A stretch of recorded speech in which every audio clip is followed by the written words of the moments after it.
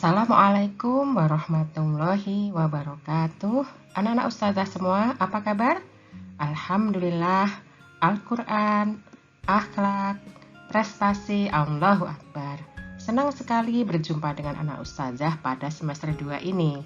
Pada video kali ini kita akan membahas tentang perpindahan energi panas. Tujuan pembelajaran kita adalah menerapkan konsep perpindahan kalor dalam kehidupan sehari-hari. Ayo konsentrasi.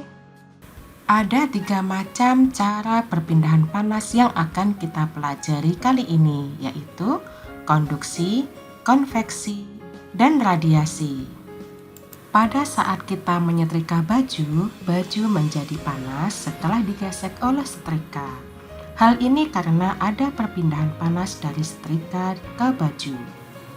Peristiwa ini dinamakan perpindahan panas secara konduksi. Konduksi adalah perpindahan kalor atau energi panas melalui zat padat tanpa disertai perpindahan partikel zat perantara.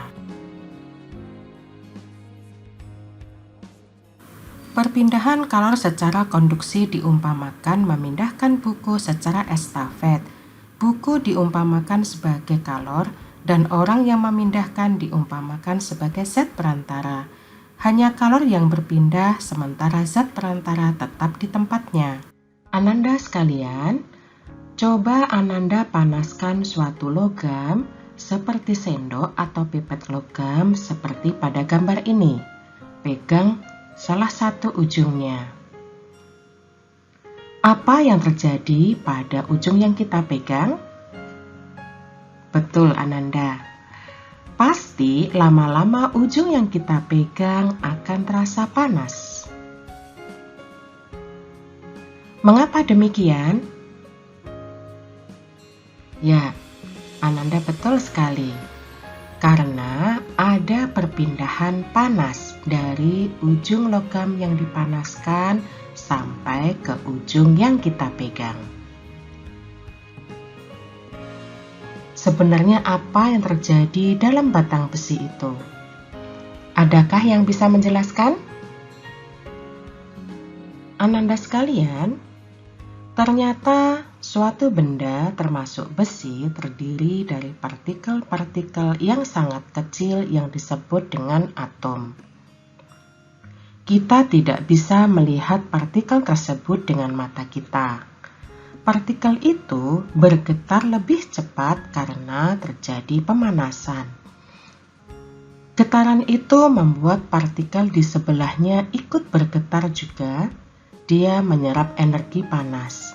Demikian seterusnya, partikel itu menggetarkan partikel di sebelahnya sehingga sampai dengan partikel besi yang kita pegang. Akibatnya, besi yang kita pegang pun akan terasa panas. Ini adalah proses terjadinya perpindahan panas secara konduksi.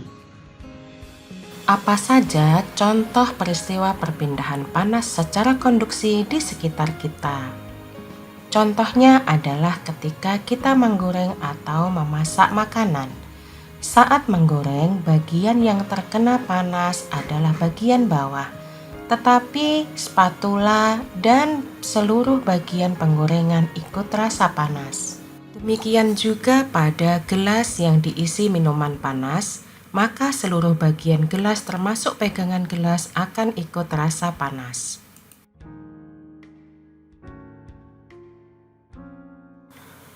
Sekarang, coba perhatikan peristiwa berikut ini. Air yang dipanaskan bagian bawahnya muncul gelembung-gelembung yang naik ke atas. Lama-lama gelembungnya semakin banyak. Dan air membentuk arus konveksi. Konveksi atau aliran adalah perpindahan kalor yang disertai perpindahan partikel-partikel zat. Perpindahan kalor secara konveksi terjadi pada zat cair. Ternyata konveksi juga dapat terjadi pada gas atau udara. Peristiwa konveksi kalor melalui penghantar gas sama dengan konveksi kalor melalui penghantar air. Apa saja contoh peristiwa konveksi di sekitar kita?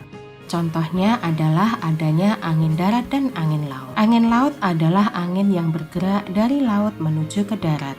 Ini terjadi pada siang hari. Suhu di daratan lebih cepat panas daripada di lautan, sehingga aliran udara dari darat naik ke atas, sementara udara dari laut menuju ke darat. Aliran ini cukup kencang yang dinamakan angin laut. Peristiwa yang kedua adalah angin darat. Angin darat adalah angin yang bergerak dari darat ke laut. Ini terjadi pada malam hari. Suhu udara di darat lebih cepat dingin daripada suhu udara di atas lautan. Hal ini menyebabkan ada aliran udara di laut naik ke atas dan udara dari darat menuju ke laut. Dinamakan angin darat. Asap yang keluar dari cerobong asap merupakan peristiwa konveksi. Bagaimana dengan energi panas matahari sampai ke bumi?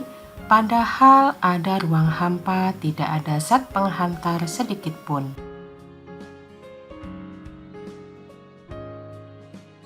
Energi panas matahari sampai ke bumi tanpa melalui zat perantara. Ini dinamakan perpindahan panas secara radiasi atau hantaran. Contoh peristiwa sehari-hari yang merupakan perpindahan panas atau kalor secara radiasi antara lain, perhatikan aliran udara pada api unggun naik ke atas, tetapi kita yang berada di sekitarnya merasa hangat. Hal ini karena ada radiasi energi panas dari api unggun yang menyebar sampai ke badan kita. Dari peristiwa ini dapat kita simpulkan bahwa energi panas dari api unggun menyebar ke segala arah tanpa zat perantara. Alat penetas telur menggunakan penghangat dari lampu dengan prinsip radiasi panas. Kesimpulan apa yang bisa kita ambil dalam pembelajaran kali ini? Kesimpulan yang pertama adalah kalor atau energi panas dapat berpindah ke benda yang mempunyai energi panas lebih sedikit atau suhunya lebih rendah. Ada 3 cara perpindahan energi panas, yaitu konduksi, konveksi, dan radiasi.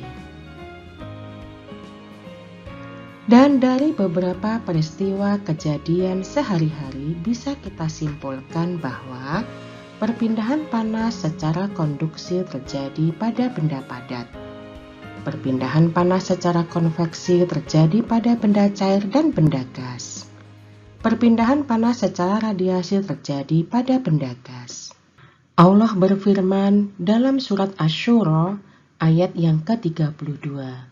Dan di antara tanda-tanda kebenarannya ialah kapal-kapal yang berlayar di laut seperti gunung-gunung.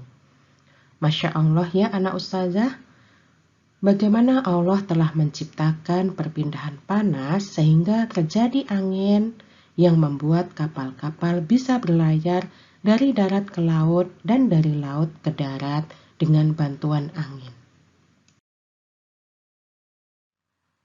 Terima kasih anak ustazah semua.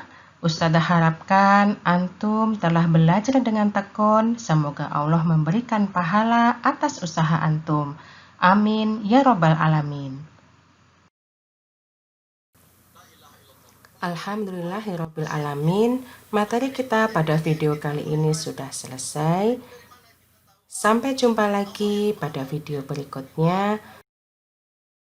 Wassalamualaikum warahmatullahi wabarakatuh.